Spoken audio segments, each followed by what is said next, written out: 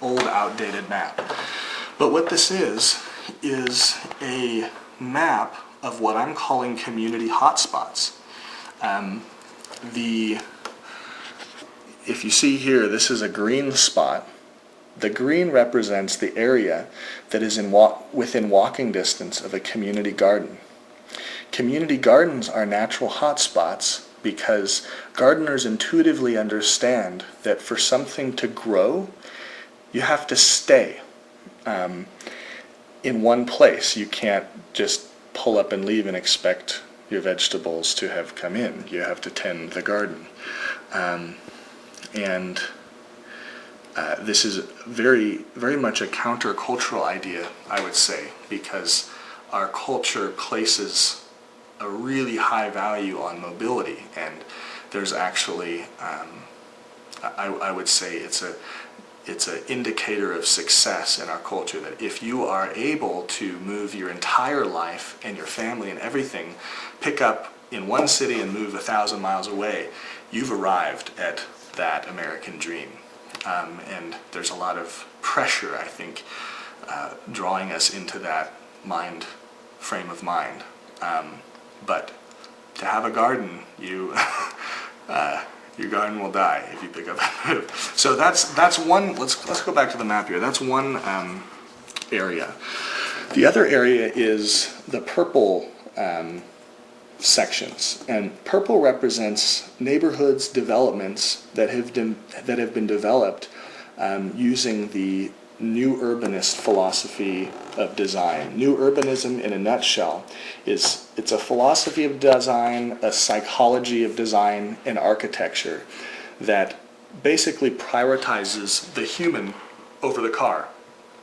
So, for example, over the last 100 years, you will see that the actual design of the house has changed dramatically. 100 years ago, the front porch was the focal point for the house. The front porch is a place where you interact with the world, you engage it, you experience it, and you observe the children walking by, whatever, play your chess, sit in your rocking chair. The back porch, or the back patio, is the place where you escape, the place where you get away, shut in, and kind of get everything else out. And you'll notice in a lot of the newer kind of suburbia type neighborhoods, it'll be all garage in the front when you pull up to the house. The porch might be an afterthought. They may even put in a faux porch, which will actually, maybe you can put a couple of chairs out there, but you can't put humans in the chairs because there's not enough actual room.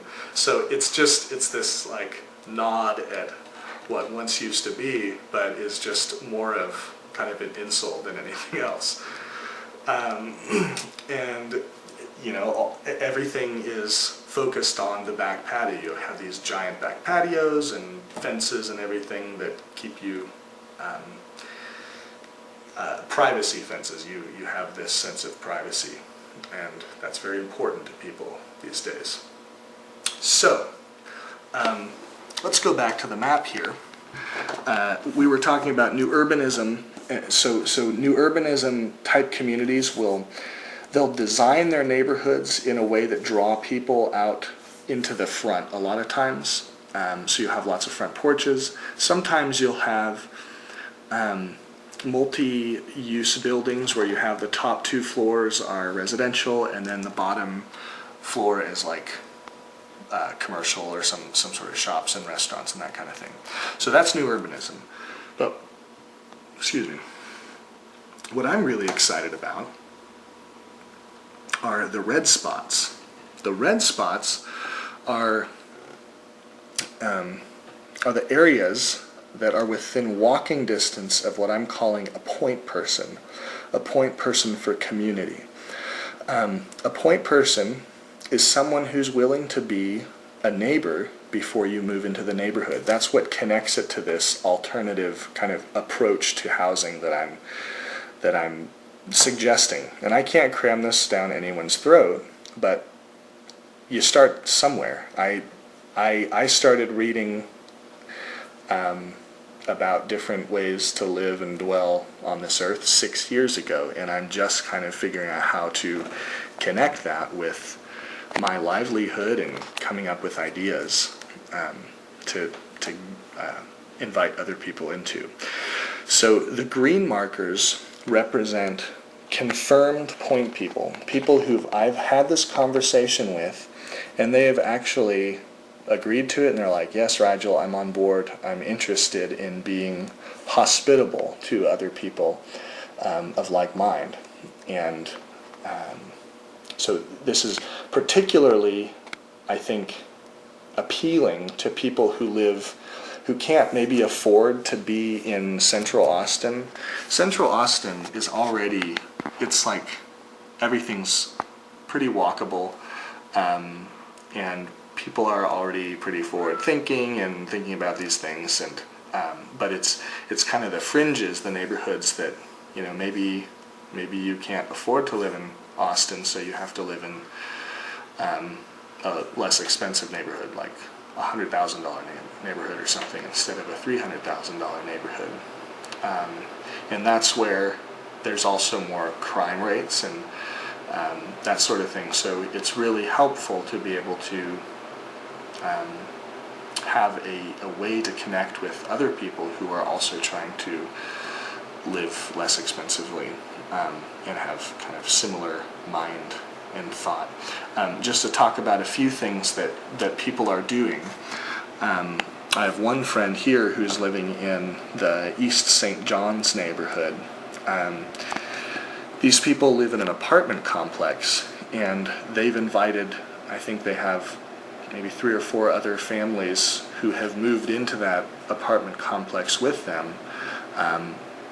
And the interesting thing about apartment complexes is they're already, a lot of ways, designed for community, but because people aren't moving in there for community necessarily, they just end up turning into more like prisons.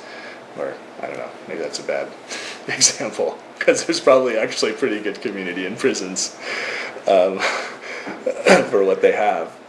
But they have proximity built into the dwelling, so there's a really, it's really easy to get a lot of people into one place. So I have a friend that's doing that, another friend that's doing the same thing in an apartment complex over here. So anyways, those are some ideas of what some people are doing. There are more things. I could go on and on about this map, and it's grown and expanded since I've added these things. But what I'm offering is to help connect people who are interested in taking a step towards an alternative to the American dream approach to housing. And I believe that there is truth in this. Hi, I'm Rigel again. Thank you for taking the time to watch my video introduction of Austin Community Living. I am a realtor, and I help people buy, sell, lease, apartment locate, invest, all of that. So if you have any sort of real estate needs, I'd love to help you. Also, if you're interested in getting involved with some of the exciting things I'm doing here with Austin Community Living, I would love to talk to you. So my contact information is on my website, www.austincommunityliving.com, and I'd love to hear from you. Bye.